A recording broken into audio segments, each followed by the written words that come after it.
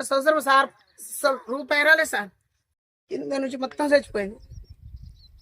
చాలా బాధపడ్డాం సార్. ఇప్పుడు ఎండు రోగం ఉంది.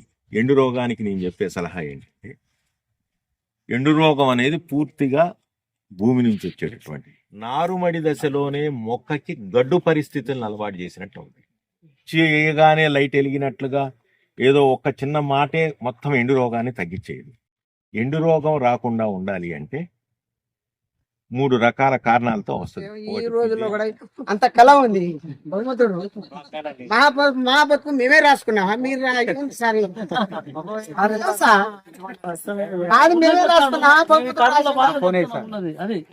అది కరెక్టే అని చెప్పేది నిజమే. అది ఈ ఎండాకాలం ఎండ కొడుతుంట మంచి. ఇప్పుడు తోట తీసినప్పుడు ఫస్ట్ లో వేసినప్పుడు ఎట్లా కళ ఉందో ఆ కళ ఉంది సార్ మీ తోటకి. లేదు చూస్తే సార్ మొత్తం నూటిపోయింది మా తోటలో. లేదు సార్ అసలు లేదు. చెప్తారు ఈ సీడ్ బాగుందని అక్కడికి పోయి తోట చూపించారు సార్. ఆడికి పోయి చూసినాం. ఆ కాయ బాగుంది, తోట కూడా మంచిగా ఉంది, అది బాగానే ఉంది. కానీ తీరం మేము వేసేప్పుడు అది కూడా ఉంటుందో పోతుందో అని భయం వేస్తుంది సార్. లాస్ట్ చేసే ఒక్క సంవత్సరం సార్ రూపాయి రాలేదు సార్. కింద నుంచి మొత్తం చచ్చిపోయింది. చాలా బాధపడ్డాం సార్. తర్వాత ఏం చేసినాం సార్, చచ్చిపోయినప్పుడు బొప్పాకి పోయి అది చెనకాయలు తెచ్చి వేసినాం సార్. చెనకాయలు కూడా చచ్చిపోయింది సార్. డ్రిప్ తోట వేసి పేపర్ వేస్తాను. పేపర్ పోయిన సంవత్సరం బాగానే కాసింది సార్. ఈ సంవత్సరం మళ్ళా కింద నుంచి మళ్ళీ వచ్చేస్తుంది. ఇదివరకు 7-8 ఏళ్ల నుంచి వ్యవసాయం చేస్తున్నాం. ఏడే మొట్టమొదటిసారి వచ్చిందా రోగం వచ్చిందా? ఎప్పుడు రాలేదు సార్. ఈ సంవత్సరం వచ్చింది సార్. 2-3 సంవత్సరాల క్రితం వచ్చింది. మళ్ళీ ఈ ఏడు వచ్చింది. ఈ సంవత్సరం వచ్చింది. ఈ సంవత్సరం అసలు ఏమి లేదు. గుబ్బలు కింద చూడు. ఇప్పుడు మన చేను చూసారు కదా ఎట్లుంది. బాగానే ఉంది సార్. మరక లేదు. మనం వేసేటప్పుడు ఎట్లా ఉన్నదో తోట సార్. మీ ఈ ఎండలో కూడా ఎంత పోగొట్టు ఎంత మంచిగా ఉందంటే అసలు హైలైట్ సార్. ఈ లెక్కన మాకు కూడా ఉన్నట్టుగా చేయి సార్. మనకు ఎక్కడ 2 సార్లు వెళ్ళిన కాయలు మాకు పండినట్టుగా సార్. ఫస్ట్ నుంచి ఎట్లా వేస్తారో ఎట్లా మంది అన్ని చెప్పండి. మీరు చెప్పినట్టే పాటిస్తాం మేము. అందరికీ ఒకటే, ఎండు రోగం ఉంది. ఎండు రోగానికి నేను చెప్పే సలహా ఏంటంటే, ఎండు రోగం అనేది పూర్తిగా భూమి నుంచి వచ్చేటటువంటి అది ఒక్కటే పరిష్కారం. స్విచ్ వేయగానే లైట్ వెలిగినట్లుగా ఏదో ఒక చిన్న మాటే మొత్తం ఎండు రోగాన్ని తగ్గించేది.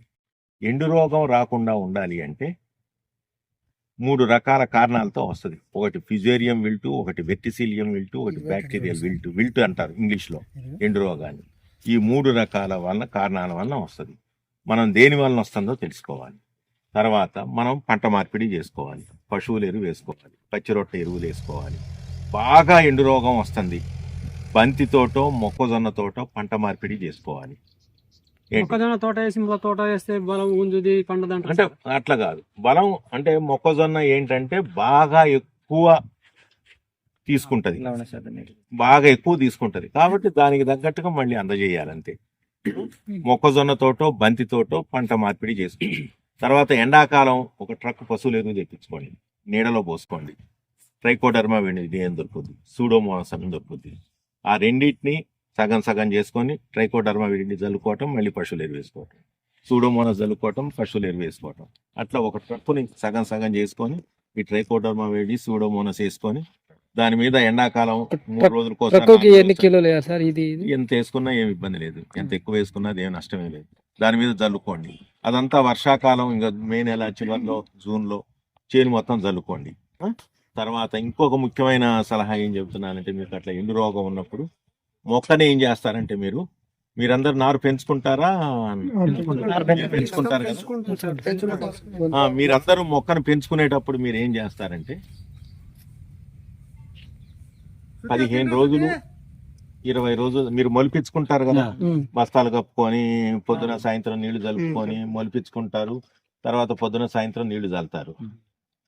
15 రోజులు 20 రోజులు అయిన తర్వాత ఏం చేస్తారంటే, మొక్కకి ఎండు రోగాన్ని తట్టుకోవడానికి ఒక ముఖ్యమైన ఈ ట్రైకోడర్మా విరిడి వాడటము, సూడోమోనాస్ వాడటము, పంట మార్పిడి చేయటము, మొక్కజొన్న లాంటిది బంతి లాంటి దాంతో పంట మార్పిడి చేయటము, వీటన్నిటితో పాటుగా మీరు ఇంకొక ముఖ్యమైన జాగ్రత్త ఏం తీసుకుంటారు అంటే, నారుమడి దశలో మీరు 15 నుంచి 20 రోజులు అయిన తర్వాత ఒక 3 పూటలు 4 పూటలు అస్సలు నీళ్లు పెట్టకండి మొక్కకి. సాయంత్రం పూట 4 వడబడిపోవాలి మొక్క. అప్పుడు నీళ్లు చల్లండి. ఇంకా చచ్చిపోద్ది. లేకపోతే అంటే మరీ చిన్న మొక్కకు మీరు వడబెట్టారనుకో మొత్తం చచ్చిపోద్ది. కొద్దిగా 15-20 రోజుల మొక్క వచ్చి కొద్దిగా ఒక మాదిరి వేర్లు వచ్చిన తర్వాత ఈ పని చేయాలన్నమాట మీరు. నేను భూమిలో వేసుకుంటాం సార్. ఏది? భూమిలో చెప్పేది నేల మీద సార్ చెప్పేది కూడా. సరే సరే, నీళ్లు కట్టడమో చనిపోవటమో ఏదో ఒకటి చేయండి. 2 రోజులు 4 పూటలు అసలు పూర్తిగా వడబెట్టేసేయండి. వాడు మొక్క వేయాలి. సాయంత్రం 4 వాడు మొక్క వేయాలి. మధ్యాహ్నం పూట అయితే ఎప్పుడైనా వాడు మొక్క వేస్తుంది. సాయంత్రం పూట 4 మాడు మొక్క వేయాలి. అమ్మ ఇంకా చచ్చిపోద్ది అనుకున్న టైంలో నీళ్లు చల్లండి. మళ్ళీ 2 రోజులు వడబెట్టండి. మళ్ళీ సాయంత్రం పూట 2వ రోజు సాయంత్రం పూట మళ్ళీ నీళ్లు కట్టండి. మళ్ళీ ఒక 2 రోజులు మళ్ళీ వడబెట్టండి. అట్లా ఒక 2 సార్లు కానీ 3 సార్లు కానీ పూర్తిగా వడబెట్టిన మీరు పూర్తిగా నీళ్లు కట్టారనుకోండి, నారుమడి దశలోనే మొక్కకి గడ్డు పరిస్థితులను అలవాటు చేసినట్టు ఉంది. అర్థమైందా? ఇప్పుడు పిల్లగాడు ఉన్నాడు, బాయిలర్ కోడి ఉంది. బాయిలర్ కోడి ఎండకు తట్టుకోదు. మీరు అసలు బాయిలర్ కోడిని వదిలిపెట్టండి బయట, ఎండాకాలం వదిలిపెట్టండి. దెబ్బకి సచ్చి ఊరుకుంటుంది. అసలు అది కాదు, అసలు రోడ్డు ఎమ్మటి కోళ్ళ ఫారాలు ఉంటే రోడ్డు మీద లారీ పోతా ఎక్కడన్నా సడన్ గా బ్రేక్ వేసారనుకో 4 కోళ్ళు చచ్చి ఊరుకుంటాయి. ఆ రోడ్డు మీద శబ్దానికి ఈ భయానికి చస్తాయి 4 బాయిలర్ కోళ్ళు. ఎందుకు? దాన్ని అంత జాగ్రత్తగా అంత సుకుమారంగా పెంచారు. మన నారుమడిని కూడా ఏంటంటే పొద్దున సాయంత్రం నీళ్లు చల్లి సుకుమారంగా పెంచినాం అనుకోండి, రేపు చేలో నాటేసిన తర్వాత కాడకుళ్ళు వస్తుంది, వేరుకుళ్ళు వస్తుంది, రకరకాల సమస్యలు వస్తాయి.